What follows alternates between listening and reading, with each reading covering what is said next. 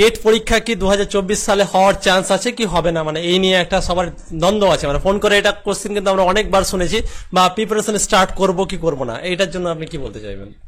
আচ্ছা আচ্ছা, আমরা বিগত বছর যা ট্রেন্ড দেখেছি তাতে উনি খুব স্ট্রিক্ট মনোভাবের মানুষ আর কি, বোর্ড সভাপতি। আমরা যেটা বুঝতে পেরেছি 2022-এও ডিসেম্বর মাসে পরীক্ষা হয়েছিল এবং 2024-এও, যদিও সেখানে কয়েকদিন পরে হয়েছিল বাট ডিসেম্বরেই হয়েছিল আর কি। এবং তোমরা 23 তারিখ হয়েছিল আর কি, এবং তার আগেরটা 12 তারিখ সম্ভবত হয়েছিল আর কি, 2022-এরটা আর কি, 12 ডিসেম্বর। তো তোমরা এটা মানে 100%, 101% তোমরা লিখে নাও যে ডিসেম্বরেই কিন্তু পরীক্ষা হচ্ছে আর কি, সেটা তোমরা একদম লিখে নাও। এবং সেই মোতাবেক কিন্তু প্রিপারেশন স্টার্ট করে দিতে হবে। তোমরা যারা ভাবছো যে যখন নোটিফিকেশন বেরোবে ফর্ম ফিল আপ স্টার্ট হবে তারপরে আমরা প্রিপারেশন করব, আর যাই হোক আমার যেটা মনে হয় যে তোমাদের চাকরি পাওয়া কিন্তু অত সহজ হবে না আর কি, কারণ এখানে প্রচুর কম্পিটিশন আছে আর কি। যারা যারা সত্যি চাকরির জন্য সারা বছর খাটছে তাহলে তাদের কি হবে?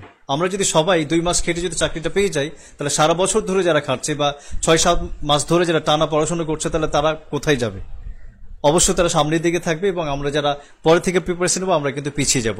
আর সবচেয়ে বারবার যে বিষয় আসছে যে আমাদের কোশ্চেনের মান যেহেতু অনেকটা বেড়েছে, তাই জন্য কিন্তু আমাদের খাটনিটাও কিন্তু বাড়াতে হবে আর কি। আমাদের সিটেট থেকে স্টার্ট করে বিভিন্ন স্টেটের যে টেটগুলো হয় এবং কেভি সমস্ত পেপারগুলো কিন্তু আমাদেরকে ফলো করতে হবে for our great achievement actually.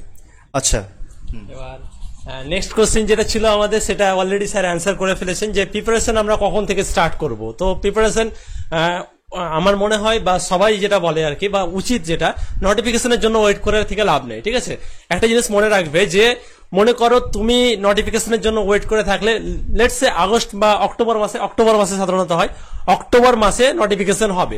তো অক্টোবর মাসে নোটিফিকেশন হবে, সে যখন তুমি নোটিফিকেশনের পর যদি পড়াশোনা স্টার্ট করো, তাহলে একটা জিনিস কি হয়ে যাবে যে সেখানে কিন্তু তুমি পড়ে রিভিশন করার টাইম কিন্তু মানে খুব একটা পাবে না। কিন্তু যে অলরেডি অক্টোবর মাসের আগে আগে সিলেবাস শেষ করে বসে থাকবে, সে তুমি যেই টাইমে প্রিপারেশন শুরু করবে সে সেই হিসাবে কিন্তু রিভিশন করবে, তাহলে ওর সিলেকশনের চান্সটা কিন্তু ম্যাক্সিমামটা বেড়ে যাবে। সেটা আমরা সবাই কিন্তু বুঝতে পারছি। দ্বিতীয় কথা হচ্ছে যে, হ্যাঁ, আরেকটা জিনিস হচ্ছে যে মানে কোশ্চেনের লেভেলটা কি ধীরে ধীরে দেখতে পাচ্ছি আমরা বাড়ছে। তো নেক্সট আমরা কি মানে কিরকম ভাবতে পারি যে এর থেকেও বাড়বে, কেন যে কম্পিটিশন লেভেল তো প্রত্যেক বছর বাড়ছে। তো কিভাবে প্রিপারেশন কোন দিকে আমাদের নিয়ে যাওয়া উচিত, যাতে মানে কোশ্চেন, যেমন আগের বছর আমরা দেখেছিলাম হঠাৎ করে সিডিপি কোশ্চেন খুব টাফ হয়ে গেছিল, তো মানে অ্যাকচুয়ালি কোশ্চেন গুলো কোন দিক থেকে ফর্ম হচ্ছে এবং সেই জন্য কিভাবে প্রিপারেশন নেওয়া উচিত, এটা একটু বললে খুব ভালো হয়।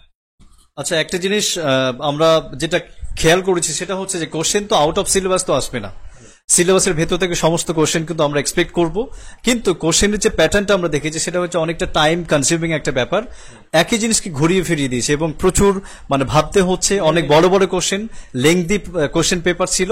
এইটা হচ্ছে সবচেয়ে নেগেটিভ একটা জায়গা, কারণ সময়টা প্রচুর মানে সংকীর্ণ থাকে, খুব লিমিটেড একটা টাইম থাকে এবং প্রচুর টেনশন যেহেতু কাজ করে ছাত্রছাত্রীদের, যেহেতু কম্পিটিশন প্রচুর হাই, তাই জন্য কিন্তু আমরা জানা জিনিসগুলো ভুল করে থাকি আর কি। তো এটার জন্য কিন্তু আমাদের প্রচুর প্রচুর প্র্যাকটিস প্রয়োজন আর মক টেস্ট প্রয়োজন, আর আগে থেকে আমাদের প্রিপারেশনটা স্টার্ট করে দিতে হবে আর কি, তাহলেই কিন্তু আমরা ভালোভাবে সেটাকে উতরে যেতে পারবো।